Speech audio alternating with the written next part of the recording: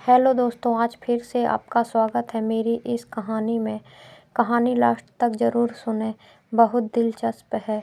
मैं एक ऑफ़िस में काम करती थी और मेरा ऑफ़िस कलीग मेरे साथ वह सब कर लिया जो हमें नहीं करना चाहिए था।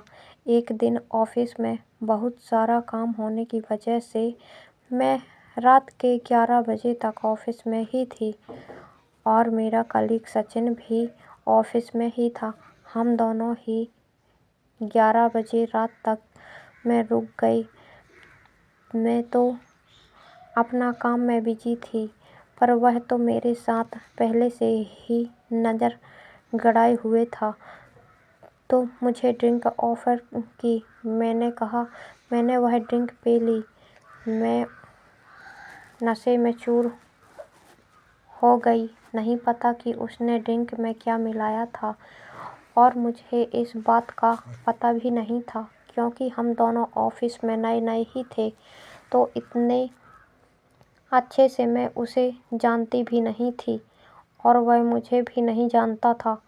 दोस्तों, अगर आप मेरे चैनल में नए हैं तो प्लीज़ चैनल को सब्सक्राइब ज़रूर कर लें, ताकि हमें लगे आप हमें दिल से प्यार करते हैं।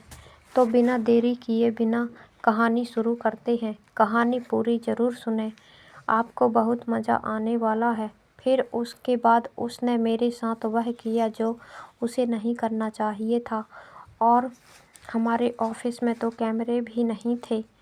मैंने उससे कहा, सचिन प्लीज़ तुम मुझे छोड़ दो। उसने कहा, नहीं रिया, मैं तुम्हें जब से इस ऑफ़िस में काम शुरू किया हूँ तब से ही मैं तुम्हें जी भर के प्यार करना चाहता हूँ। मैंने कहा, प्लीज़ सचिन, मुझे बहुत दर्द हो रहा है। फिर सचिन ने कहा, आज मुझे बहुत दिनों बाद ऐसा मौका मिला है। तुम्हें इस मौके को हाथ से कैसे जाने दूँगा। फिर मैंने कहा, आह सचिन, मुझे बहुत दर्द हो रहा है। सचिन ने कहा, प्लीज़ रिया मेरी जान, बस एक बार और। वह मेरे संतरों को पकड़ के मसलने लगा और संतरों का जूस पीने लगा, क्योंकि उस वक्त ऑफ़िस में कोई भी नहीं था हम दोनों के अलावा। उसने मेरी अकेलेपन का फ़ायदा उठाया। फिर जब मुझे थोड़ा-थोड़ा होश आया तो मैं अपने घर गई। लड़खड़ा रही थी। मुझसे चला भी नहीं जा रहा था। मैंने कहा, सचिन, मैं कल तुम्हें देख लूँगी। सचिन ने कहा, कल तो तुम देखना। नहीं पता उसने मुझे ऐसा क्यों कहा था। मैं सोच में पड़ गई। फिर अगले दिन मैं फिर से ऑफ़िस गई। सचिन ने मेरी गंदी वीडियो बना ली थी और वीडियो के दम पर मुझे कभी होटल में बुलाता तो कभी सचिन अपने घर पर। ऐसे ही उसका चलने लगा। मैं बहुत डर चुकी थी। सचिन ने बोला, अगर तुम अपना मुँह खोला तो मैं सारे ऑफ़िस में यह बात फैला दूँगा और यह वीडियो सोशल मीडिया में अपलोड कर दूँगा।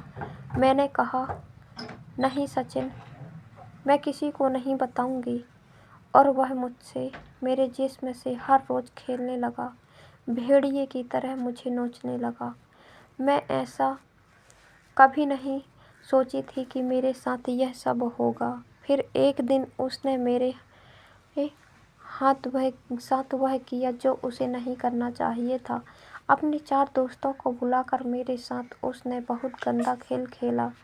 उसके दोस्त 4 थे और मैं अकेली। एक-एक करके सब ने मेरे साथ वह सब किया, पर उसका एक दोस्त था जो कि मेरे पास आया तो, पर उसने मेरे साथ कुछ भी नहीं किया और मुझे बोला, तुम मेरी बहन जैसी हो, तुम ऐसे कैसे इसके जंगल में फंस गई हो। भोला चेहरा दिखता है, पर उतना भोला है नहीं जितना तुम समझती हो। मैंने कहा, तुमने मुझे दीदी बोला है उससे लिपट कर रोने लगी। तभी उसने बोला, दीदी मैं तुम्हें इसके जंगल से निकालना चाहता हूँ। और मैं मान गई। फिर एक दिन उसने सचिन को बुलाया और सचिन को नशे की दवाई दे दी, जिससे सचिन को होश नहीं था और सचिन का मोबाइल छीनकर वीडियो भी डिलीट कर दिया। और फिर उसके बाद हम पुलिस में रिपोर्ट भी कर दिए, जिसकी वजह से सचिन को किए की सज़ा मिली और उसके दोस्तों को पर अलग उसका एक दोस्त सच्चा नहीं होता तो मुझे इंसाफ भी नहीं मिलता। हर कोई बुरा नहीं होता मेरे दोस्तों, 1000 में से एक तो एक साथ सही होता ही है, एक सही निकलता ही है। ऐसा ही मेरे साथ हुआ। फिर मैं उसे ज़िंदगी भर के लिए अपना भाई बना ली, क्योंकि मेरा भाई कोई नहीं था। तो मैं उससे राखी भी बांधने लगी और वह मेरा भाई बहुत अच्छा भाई बन गया और हम भाई बहन की जोड़ी बहुत अच्छी लगने लगी। तो दोस्तों, हमें इस कहानी से यह भी सीख मिलती है कि हमें अपनी आवाज़ को उठाना सीखना चाहिए, दबाना नहीं।